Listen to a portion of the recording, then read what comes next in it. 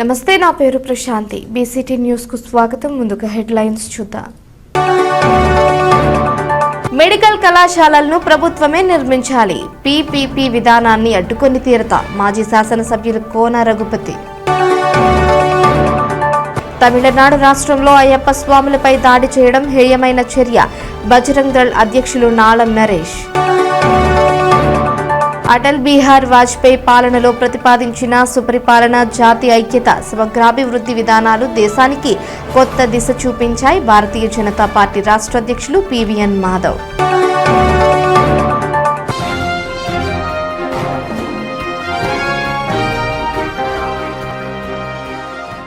చందోలు గ్రామంలో గల శ్రీ బగళముఖి అమ్మవారి ఆలయంలో మంగళవారం ప్రత్యేక పూజలు నిర్వహించారు.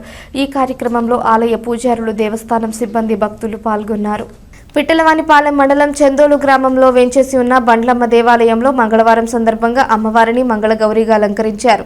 ఈ సందర్భంగా ఆలయంలో ప్రత్యేక పూజా కార్యక్రమాలను జరిపించారు. ఆలయ అర్చకులు శ్రీరామ్ శర్మ మాట్లాడుతూ, వివాహం కాని ఆడపిల్లలు లేదా వారి కుటుంబ సభ్యులచే మంగళవారం అమ్మవారి దేవాలయంలో పసుపు కొమ్ములతో హరిద్ర శృంగార్చన పూజా కార్యక్రమాలను నిర్వహించడం జరిగిందన్నారు. ఈ పూజా కార్యక్రమాలు నిర్వహించిన వారికి వివాహ ప్రతిబంధకములు తొలగి సత్వర వివాహ ప్రాప్తి కలుగుతుందని తెలిపారు.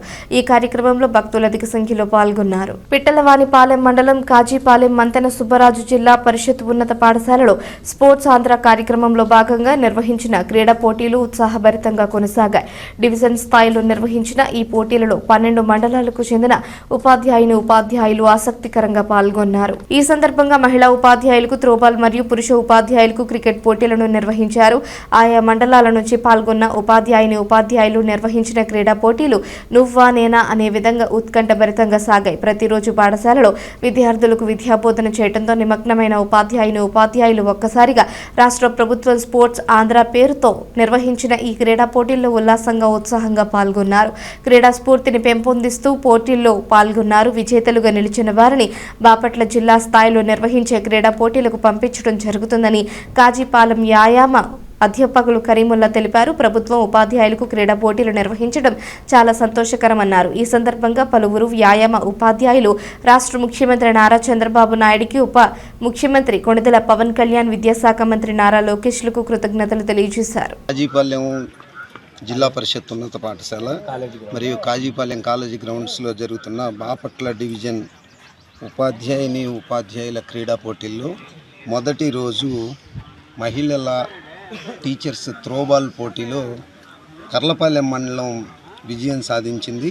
అలాగే మొదటి రోజు ఉపాధ్యాయుల క్రికెట్ టోర్నమెంట్లో చెరుకుపల్లిపై కర్లపాలెం, పీవీపాలెంపై నిజాంపట్నం, బాపట్లపై వేమూరు, బట్టిప్రోల్పై రేపల్లె విజయం సాధించి తదుపరి రౌండ్లకు అర్హత సాధించడం జరిగింది. ఈరోజు వేమూరు, కొల్లూరు మరియు రేపల్లె, చుండూరు, నగరం, కర్లపాలెం, నిజాంపట్నం, అమృతలూరు మండలాల ఉపాధ్యాయులకు క్రికెట్ పోటీలు నిర్వహించడం జరుగుతుంది. రోజుకి సెమీఫైనల్స్ అయిపోతే రేపు ఉదయం కాజీపాలెం జూనియర్ కాలేజీ గ్రౌండ్లో ఫైనల్స్ నిర్వహించడం జరుగుతుంది. ఉపాధ్యాయులకు క్రీడలు నిర్వహించడం అనేది చాలా అత్యవసరమైన విషయం అనేసి ప్రభుత్వాలు గ్రహించినందుకు ధన్యవాదాలు. ఇంత పని ఒత్తిడిలో ఉన్నటువంటి ఉపాధ్యాయులకి ఆట విడుపుగా ఉండాలి అంటే ఖచ్చితంగా ఇలాంటి క్రీడల పోటీలు నిర్వహించి అందరినీ కనుక ఇన్వాల్వ్ చేయగలిగితే ఉపాధ్యాయులు వాళ్ళ మానసిక ఒత్తిడిని అధిగమించి వాళ్ళ యొక్క దైనందిన కార్యక్రమాలని చాలా ఉత్సాహంగా చేయగలుగుతారు. ఇలాంటి కార్యక్రమాలు ప్రతి సంవత్సరం కూడా నిర్వహిస్తే ఉపాధ్యాయులందరూ కూడాను చాలా చురుగ్గా పాల్గొని వాళ్ళ ఆరోగ్యాన్ని కాపాడుకుంటారు. అలాగే వృత్తిలో కూడాను చాలా మెలకువగా ఉంటారని నా వ్యక్తిగత అభిప్రాయం తెలియదు. కమిషనర్ ఆఫ్ స్కూల్ ఎడ్యుకేషన్ వారి ఆధ్వర్యంలో స్టేట్ మీటు జరగడం అనేది జరుగుతుంది. ఇప్పుడే సార్ చెప్పినట్టు మరి ఒక టీచర్ అనే వాళ్ళు పని ఒత్తిడిలో చాలా ఒత్తిడి లోనవుతూ ఉంటారు.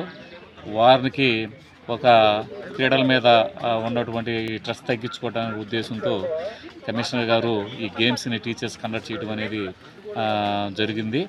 మరి ఈ పని ఒత్తిడిలో ఇట్లాంటి ఉల్లాసంగా గేమ్స్ ఆడుకోవడానికి టీచర్స్ కూడా చాలా ఉత్సాహంగా ఉన్నారు. ఇది ఎవ్రీ ఇయర్ కంటిన్యూషన్గా జరిగితే బాగుంటుందని చెప్పని మనం అనుకుంటున్నాం. ఈ కాజీ యొక్క విద్యాశాఖ ఆదేశాల అనుసారం రాష్ట్ర వ్యాప్తంగా ఉపాధ్యాయులు కూడా కొంత ఎప్పుడూ చదువుతో పాటు ఉండి కొంత ఆటల మీద ఉత్సాహాన్ని పెంపొందించడం కోసం రాష్ట్ర విద్యాశాఖ వాళ్ళు ఈ యొక్క మహిళలకి త్రోబాలు, అదేవిధంగా మరి పురుషులకైతే క్రికెట్ మ్యాచ్ని నిర్వహించడం జరిగింది. దీంట్లో భాగంగానే బాపట్ల డివిజనల్ లెవెల్లో 12 మండలాల నుంచి త్రోబాల్ టీమ్స్, అదేవిధంగా క్రికెట్ టీమ్స్ రావడం జరిగింది. ఇక్కడ చాలా చక్కటి ప్రతిభతో మరి ఉపాధ్యాయులు అనేవాళ్ళు కూడా ఒక పిల్లలతో సమానంగా ఆడి వాళ్ళ యొక్క ఉత్సాహాన్ని, ఉల్లాసాన్ని, మరి దీని యొక్క ముఖ్య కాన్సెప్ట్ ఏంటంటే శారీరకమైన ఎప్పుడో చిన్నప్పుడు ఆడిన ఆట యొక్క ప్రభావం ఈరోజు మళ్ళీ వాళ్ళ యొక్క ఎంతో ఉత్సాహంతో ఆడటం జరిగింది. మరి ఈరోజు కాజీపాలెం ఉన్నత పాఠశాలలో మరి ఉప విద్యాశాఖాధికారి శివబాబు గారు, అదేవిధంగా ఈ పాఠశాల హెచ్ఎం గారు భూపతిరావు గారు, మరి కృష్ణంరాజు గారు రిటైర్డ్ పీఈటీ, డిఎస్డిఓ గారు శ్రీనివాసరావు గారు, వీళ్ళ యొక్క ఎస్డిఎఫ్ సెక్రటరీ వెంకటేశ్వరరావు, వీళ్ళందరి యొక్క ఆధ్వర్యంలో ఈ ఆటల పోటీలు నిర్వహించడం జరిగింది. దీంట్లో భాగంగా ఇప్పుడు ఇక్కడ గెలిచిన వాళ్ళు రేపు జిల్లా స్థాయి టీంలోకి ఎంపిక వెళ్ళడం జరిగింది. జిల్లా స్థాయిలో టీంని ఎంపిక చేసి రాష్ట్ర స్థాయికి పంపుతున్నారు. కాబట్టి ఇప్పుడు చాలా చక్కటి ప్రతిభతో ఆడి వీళ్ళందరూ కూడా మంచి ఎవరైతే టాలెంట్ ఉందో వాళ్ళని మేము జిల్లా స్థాయికి ఎంపిక చేసి పంపడం జరుగుతుంది. విన్నర్స్ టీం మాత్రమే జిల్లా స్థాయికి వెళ్తుంది. మరి ఆ రకంగా ఇప్పుడు పిట్లవారిపాలెం కాలేజీ గ్రౌండ్లో 4 టీములు క్రికెట్ ఆడుతున్నాయి. అదేవిధంగా కాజీపాలెం కేవీఆర్ గ్రౌండ్లో 4 టీములని క్రికెట్ ఆడించడం జరుగుతుంది. మొత్తం ఈరోజు 8 మండలాల నుంచి క్రికెట్ని ఆడించి మరి రేపు ఎల్లుండి కూడా మనం ఫైనల్ దాకా తీసుకెళ్తాం. ఈరోజు సాయంత్రం త్రోబాలు ఫైనల్ అయిపోతుంది అని తెలియజేసుకుంటున్నాము.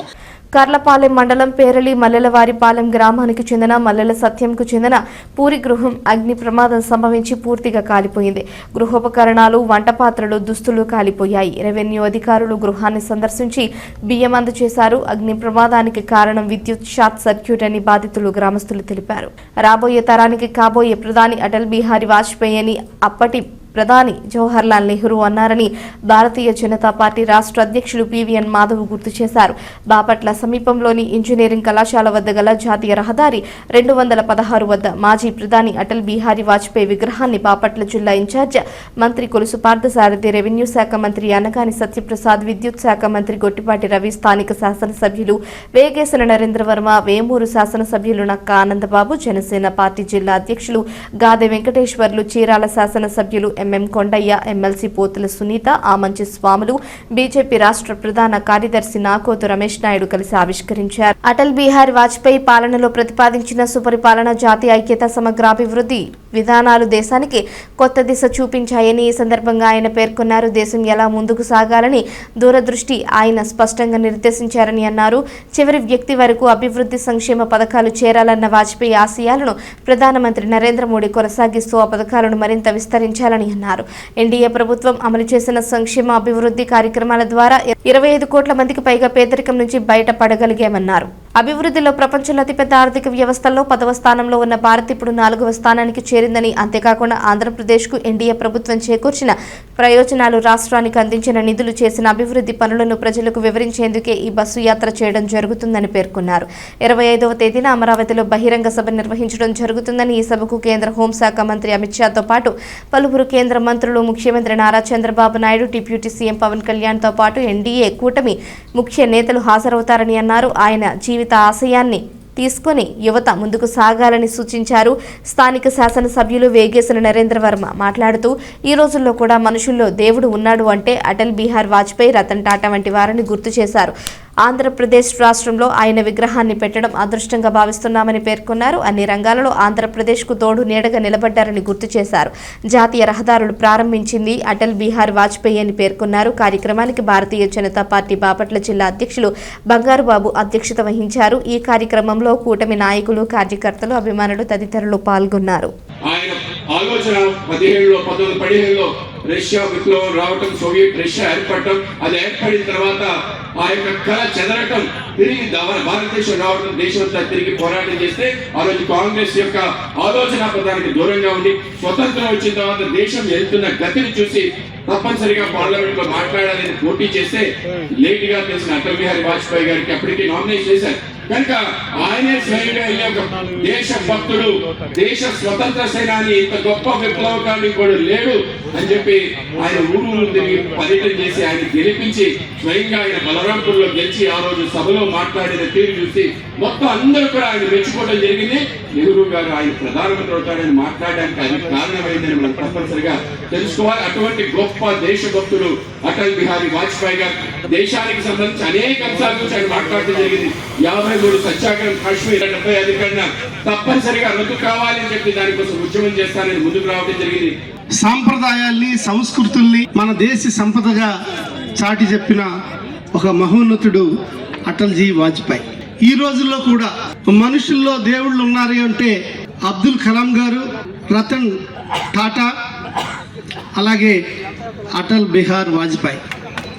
ఇటువంటి వ్యక్తులు మన భారతదేశంలో పుట్టడం భారత జాతి అంతా గర్వించాల్సిన విషయం. అందులో ముఖ్య నేత, దేశ రాజకీయాల్ని మార్చిన వ్యక్తిగా ప్రతి జిల్లాలోనూ ఒక విగ్రహాన్ని ఏర్పాటు చేస్తూ శతదశాబ్ద ఉత్సవాలు చేసే సందర్భంలో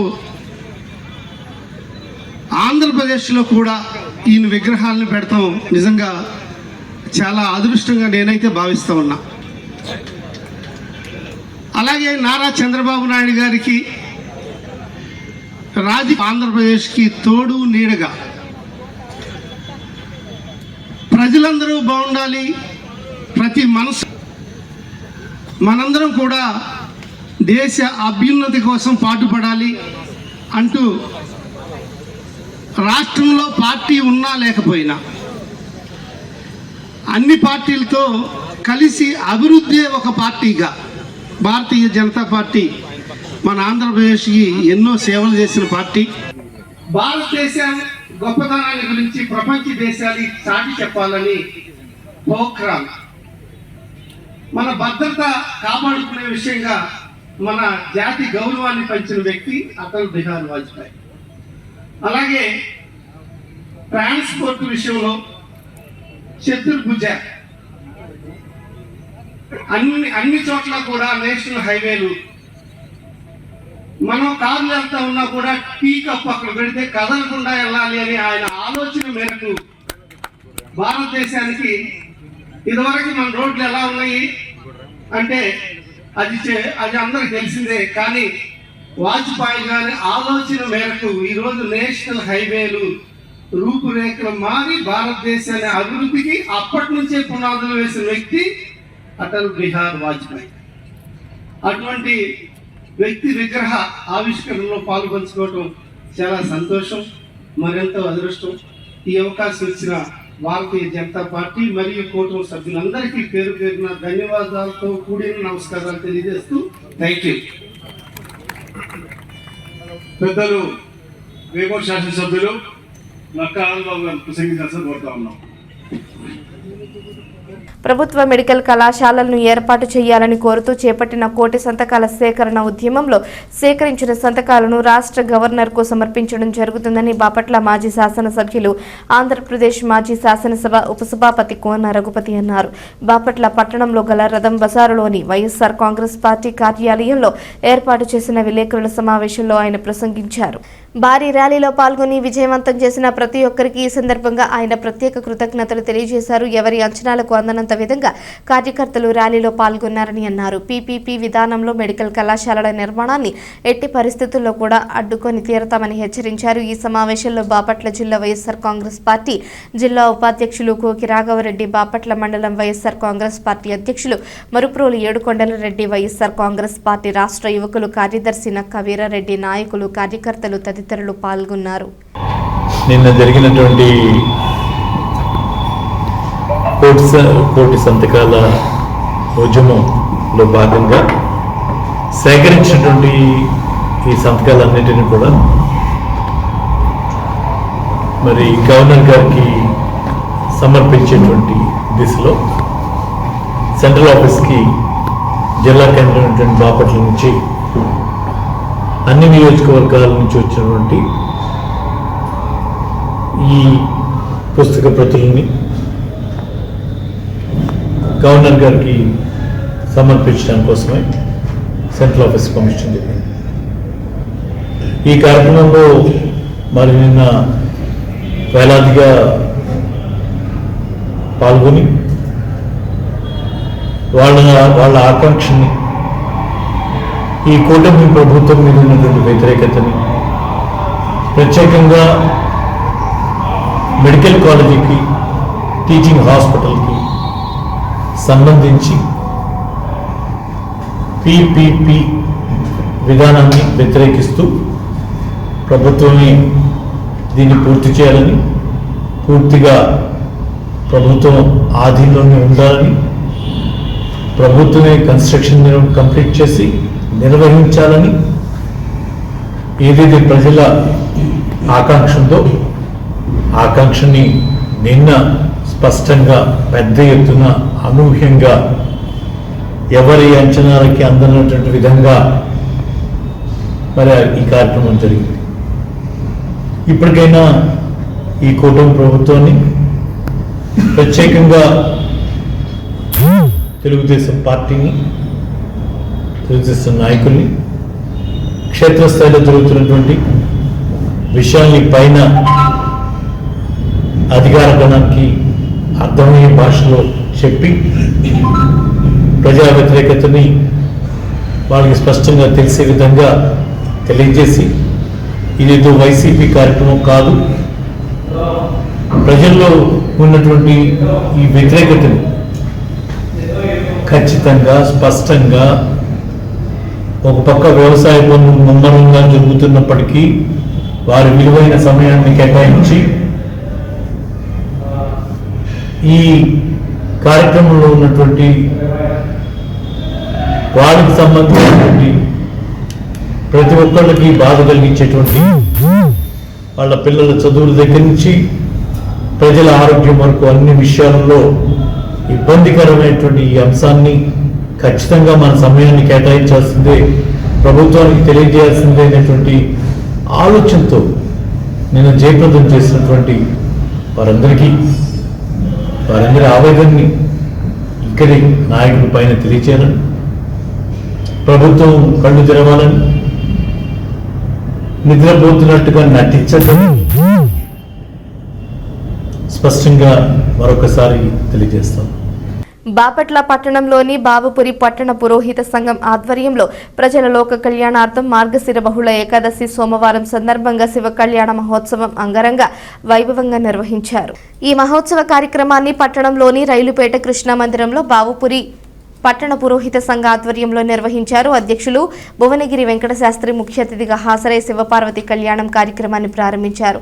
ఈ సందర్భంగా ఆయన మాట్లాడుతూ దేవాలయాలు భక్తి నీతి సంకల్పాల కేంద్రాలుగా నిలుస్తాయని, ఇలాంటి మహోత్సవాలు సమాజంలో ఆధ్యాత్మికతను పెంపొందిస్తాయని పేర్కొన్నారు. కార్యక్రమం అనంతరం శివనామ సంకీర్తన మహామంగళహారతితో వేడుకలు ముగిశాయి. స్థానిక ప్రజలు పురోహిత సంఘం చేస్తున్న ఈ కార్యక్రమాన్ని అభినందించారు. ఈ కార్యక్రమంలో మేడూరి శ్రీ రామచంద్రమూర్తి, భరణి శ్రీనివాస్ ప్రసాద్ భట్టు తదితరులు పాల్గొన్నారు. తమిళనాడు రాష్ట్రంలో అయ్యప్ప స్వాములపై దాడి చేయటం హేయమైన చర్య అని బజరంగ్ దళ్ అధ్యక్షులు నాళం నరేష్ అన్నారు. అయ్యప్పలపై జరిగిన దాడిని ఖండిస్తూ బాపట్ల పట్టణంలోని అయ్యప్ప స్వామి దేవాలయం వద్ద విలేకరుల సమావేశంలో నిర్వహించారు. తమిళనాడు రాష్ట్రంలో పళని దేవాలయం దగ్గర అయ్యప్ప స్వాములపై షాపుల వారు దాడి చేయడం క్రూరమైన చర్యగా భావిస్తున్నామని పేర్కొన్నారు. హిందూ దేవాలయాలు ఎదుట అన్యమతస్థులకు షాపులు ఇవ్వడం ఎంతవరకు సబబని ప్రశ్నించారు. ఇటువంటి వారిపై కఠినమైన చర్యలు తీసుకోవాలని హిందూ సమాజం తరపున కోరుతున్నామని ఈ కార్యక్రమంలో బజరంగ్ దళ్ కార్యకర్తలు బాలాజీ, శివానంద్ తదితరులు పాల్గొన్నారు. ముఖ్యంగా చెప్పాలి ఏంటంటే అయ్యప్ప స్వామి మాల తీసుకున్న తర్వాత 41 రోజులు నిష్ఠగా ఉండి స్వామివారి కొండకు వెళ్ళడానికి బంధువుల దగ్గర, అలాగే తెలిసిన వాళ్ళ దగ్గర, అలాగే స్నేహితుల దగ్గర జోలీలో కొంత డబ్బులు వేసుకొని ఆ ప్రయాణ ఖర్చుల కోసం వాడుకొని, తిండి ఖర్చుల కోసం వాడుకుంటూ వెళ్తారు. మార్గ మధ్యంలో కొన్ని గుళ్ళు దర్శించుకుంటూ వెళ్తారు. అలాంటిదే ఒక అయ్యప్ప స్వాములు తమిళనాడులో ఉన్నటువంటి పళని దేవాలయంలో దర్శనం చేసుకొని బయటకు వచ్చిన తర్వాత బయట అన్ని షాపులు, అన్యమతస్థులు షాపులు ఉన్నారు. ఆ షాపుల దగ్గరికి వెళ్ళి తెలియక 30 రూపాయలు ఒక కూల్ డ్రింక్ బాటిల్ తీసుకుంటే వాళ్ళు 40 రూపాయలు చెప్పారు.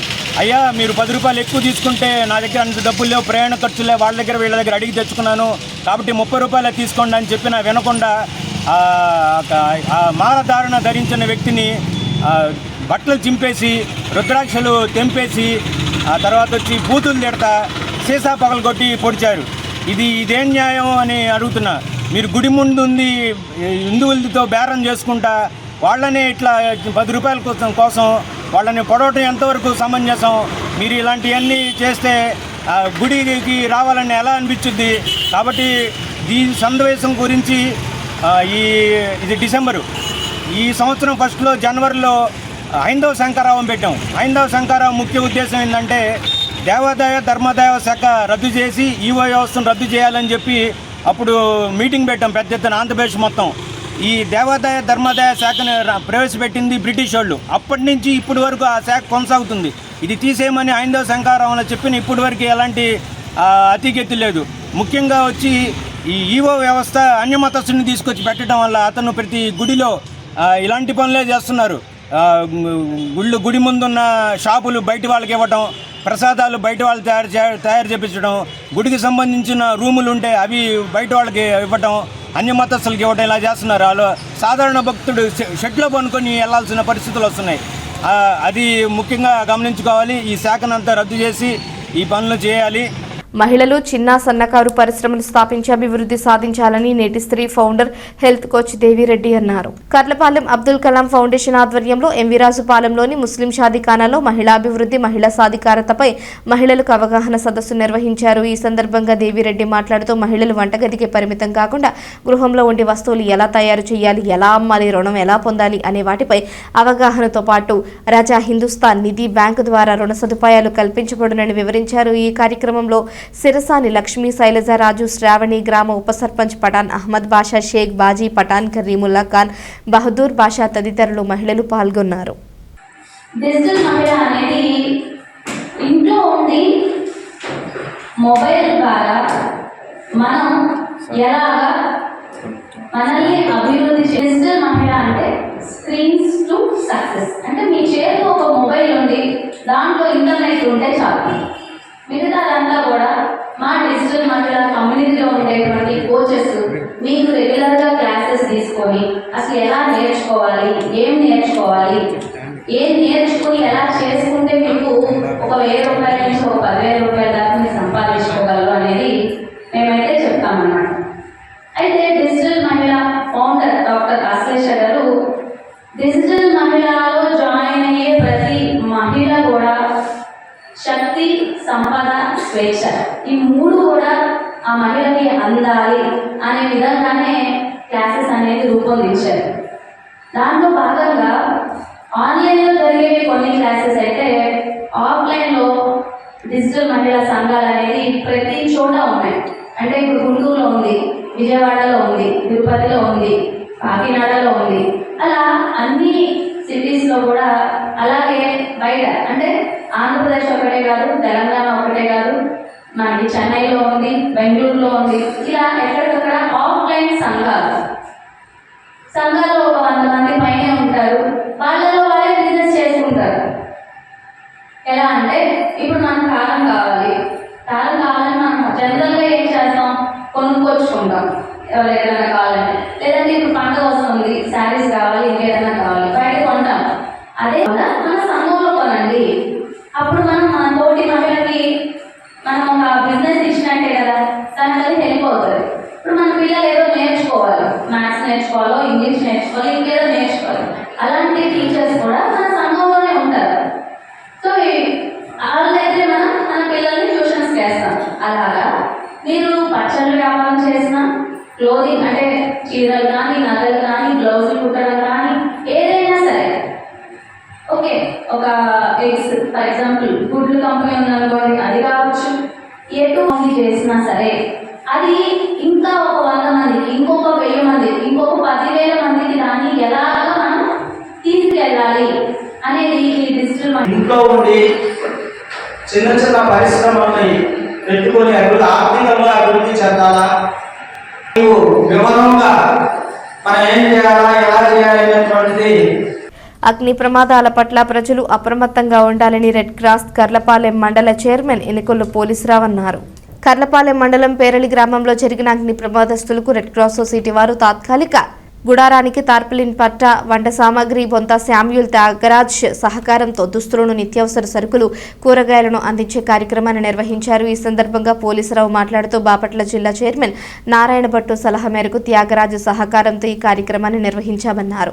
ఈ కార్యక్రమంలో రెడ్ క్రాస్ సభ్యులతో పాటు కర్లపాలెం అంబేద్కర్ సేవా సమితి గౌరవ అధ్యక్షులు మందపాటి పరమానంద కుమార్, మానవతా శాఖ సభ్యులు సోమరావుతు శ్రీనివాసరావు తదితరులు పాల్గొన్నారు. Indian red cross society Karlapalem branch ద్వారా మరి బాపట్ల జిల్లా రెడ్ క్రాస్ యూనిట్ నుంచి నారాయణ భట్ గారి సహకారంతో మరి వాటికి వంట సామాగ్రి, మరి తాత్కాలిక గుడారానికి టార్పలిన్ పట్టాను అందించడమైంది. మరి ఈరోజు కర్లపాలెం యూనిట్ సభ్యులమైన పరమానంద కుమార్ గారు మేము వచ్చి నష్టపోయిన వారికి మా వంతుగా మేము సహాయం చేశాము. ప్రకృతి విపత్తుల సమయంలో ఇండియన్ రెడ్ క్రాస్ సొసైటీ సేవా కార్యక్రమాలు చేస్తుంది. అందులో భాగంగానే ఈ సహాయాన్ని అందిస్తున్నాము. మరి ప్రత్యేకంగా ఈ దుస్తులు కానీ లేకపోతే నిత్యావసర సరుకులు, కూరగాయలు ఈ బొంత శామ్యూల్ త్యాగరాజ్ అని మా మిత్రుడు సహకారంతో వాటిని అందించాము. ఇండియన్ రెడ్ క్రాస్ సొసైటీ నుంచి మాత్రము వంట సామాగ్రి, టార్పిల్ని పట్టాను, మిగిలిన నిత్యావసర సరుకులు, దుస్తులు, నిత్యావసర సరుకులు, కూరగాయలు ఇవన్నీ కూడా బొంత శామ్యూల్ త్యాగరాజు వారి సహకారం అందించాము. మరి ఈ చిరు సహాయాన్ని వారు ఉపయోగించుకోవాలి. అగ్ని ప్రమాదాల పట్ల గ్రామంలో ప్రజలు అప్రమత్తం కలిగి ఉండాలి. విద్యుత్తు సర్క్యూట్ జరగకుండా సరైన లైన్ మ్యాన్ చేత వైరింగ్ చేయించుకోవాలి. మరియు తగు జాగ్రత్తగా ఉన్నప్పుడు మాత్రమే. గతంలో కూడా ఇల్లు కాలిపోయింది పేర్లలో సంవత్సరం 2 సంవత్సరాల క్రితం. మరలా వారి నిర్లక్ష్యం వల్ల రెండోసారి కూడా కాలిపోయింది. ఈసారి అలా జరగకుండా చూసుకోవాలి. మరి ఆపదలో ఉన్న వారికి అందరూ కూడా సహకరించాలి. మన వంతు మనము ప్రభుత్వం ఇస్తున్న సౌకర్యాలతో పాటుగా స్వచ్ఛంద సంస్థల ముందుకు వచ్చి వారిని ఆదుకోవాలని, సహకరించాలని. వార్తలు ముగించే ముందు హెడ్లైన్స్ మరోసారి. మెడికల్ కళాశాలలను ప్రభుత్వమే నిర్మించాలి. పీపీపీ విధానాన్ని అడ్డుకొని తీరతా మాజీ శాసనసభ్యులు కోన రఘుపతి. తమిళనాడు రాష్ట్రంలో అయ్యప్ప స్వాములపై దాడి చేయడం హేయమైన చర్య. బజరంగ్ దళ్ అధ్యక్షులు నాలం నరేష్. అటల్ బిహారీ వాజ్పేయి పాలనలో ప్రతిపాదించిన సుపరిపాలన, జాతి ఐక్యత, సమగ్రాభివృద్ధి విధానాలు దేశానికి కొత్త దిశ చూపించాయి. భారతీయ జనతా పార్టీ రాష్ట్ర అధ్యక్షులు పివిఎన్ మాధవ్.